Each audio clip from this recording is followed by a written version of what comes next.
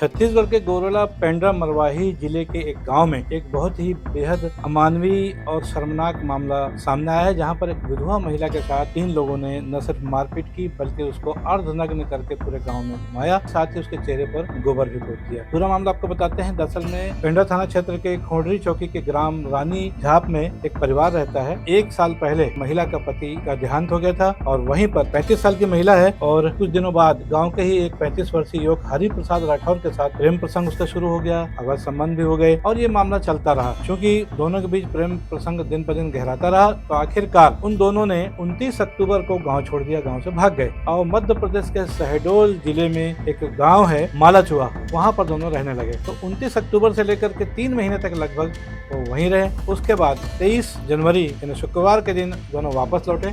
आपको यहाँ बताना जरूरी है कि हरि प्रसाद शादीशुदा है और उसकी 2 छोटी छोटी बेटियां भी है। उन दोनों के लापता होने के बाद जाहिर सी बात है, जैसा कि आमतौर पर होता है कि परिवारों में रोष व्याप्त हो जाता है, तरह तरह के आक्रोश उनके दिलो दिमाग में उपजने लगते हैं। यहाँ भी ऐसा ही हुआ और 3 महीने बाद 23 जनवरी को हरि प्रसाद राठौर और उसकी विधवा प्रेमिका गाँव लौटे। तो इन दोनों ने पहले थाने में शरण ली और थाने में महिला ने ये बयान दिया कि वो हरि प्रसाद के साथ ही रहना चाहती है। क्योंकि पति हरि प्रसाद राठौर भी घर नहीं जाना चाहता था, तो गांव के एक भुल्लन गौड़ जो उनका परिचित था, उसके घर में दोनों ने शरण लिया और रात वहीं उन्होंने बिताई। इधर जब गांव में पूरी तरह ये बात फैल गई थी कि हरि प्रसाद राठौर और उसकी कथित प्रेमिका वापस आ चुके हैं और वहां रुके हैं, तो रात में ऐसा कुछ हुआ होगा, ऐसे मानना है कि हरि प्रसाद राठौर की पत्नी, हरि प्रसाद राठौर के भाई और उसकी बहन, पत्नी का नाम सरोज राठौर बताया गया, भाई का नाम मनोज राठौर और बहन का नाम यशोदा राठौर, इन तीनों ने और कुछ अन्य लोगों ने मिलकर के कोई योजना बनाई और शनिवार यानी 24 जनवरी की सुबह लगभग 10 बजे एक जगह इकट्ठे होते हैं लोग और ये उस जगह जाते हैं जहाँ पर हरि प्रसाद राठौर और उक्त महिला रुके हुए थे और वहाँ पर घर में घुसकर 3-4 लोगों ने उस महिला को पहले बाहर निकाला और बाहर निकालकर उसके बेतहाशा पिटाई शुरू कर दी, जूते से चप्पल से मारपीट की और उसकी साड़ी को खोल करके अलग कर दिया और उसके बाद चेहरे पर गोबर भी मल दिया, उसके शरीर पे भी गोबर मल दिया। गाँव है रानी झाप, वहाँ की जो मुख्य सड़क है वहाँ से लेकर के काली मंदिर चौक तक उसको निर्वस्त्र करके अर्धनग्न अवस्था में उसको घुमाया गया। इस दौरान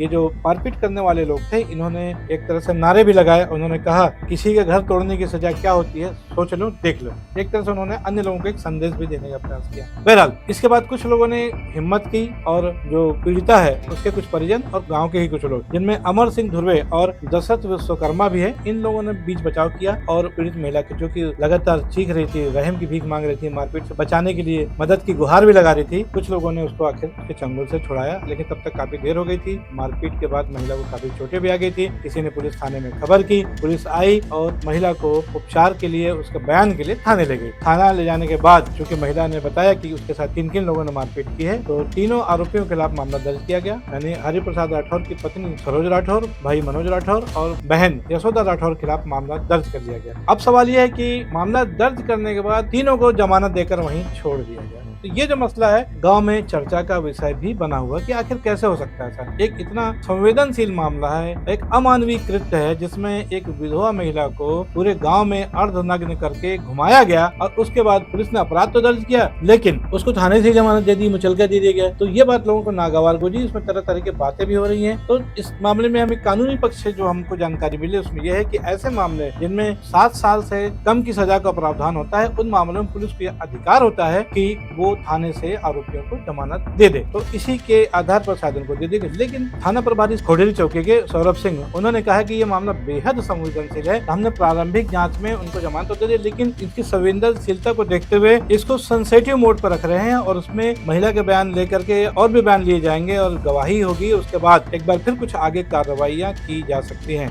अब आगे क्या कार्रवाई होती है ये तो समय बताएगा, लेकिन फिलहाल ये बात जरूर चर्चा के विषय है कि इतना बड़ा मामला होने के बाद तीनों लोगों को थाने से जमानत दे दी गई। बहरहाल कानून के क्या प्रावधान है तो कानून जाने, वकील जाने, थाना प्रभारी जाने, लेकिन आम जन लोगों में ये चर्चा जरूर है कि एक छोटे से मामले में पुलिस पहले आरोपियों को गिरफ्तार करती है और उसको कोर्ट में पेश करती है और कोर्ट चाहे जमानत दे या न दे, लेकिन यहाँ पर कोर्ट में पेश करना भी पुलिस ने जरूरी नहीं समझा। इसलिए कहीं न कहीं पुलिस की कार्रवाई पे भी संदेह व्यक्त कर रहे हैं वहाँ के गाँव के आसपास के लोग। देखना है कि क्या वास्तव में मामले को संवेदनशील मानते हुए सेंसिटिव मोड पर रखा गया, क्या आगे वास्तव में कार्रवाई होगी। बहरहाल क्या कार्रवाई होती है इस पर तो इंतजार करना पड़ेगा और आप भी इंतजार कीजिए और बने रहिए न्यूज T20 के लिए। इस खबर में आज बस इतना ही। मैं हूँ बीडी निजामी और आप देख रहे हैं न्यूज T20। हमारी एक खबर जो बेहद मानवता को शर्मसार करने वाली है, अमानवीय है, ये आपको कैसे लगी इस पर अपनी राय अवश्य दें। खबर को लाइक करना ना भूलें और चैनल को सब्सक्राइब करना भी। कल फिर मिलेंगे ऐसी किसी खास खबर के साथ, तब तक के लिए दीजिए इजाजत। जय हिंद, जय भारत, जय छत्तीसगढ़।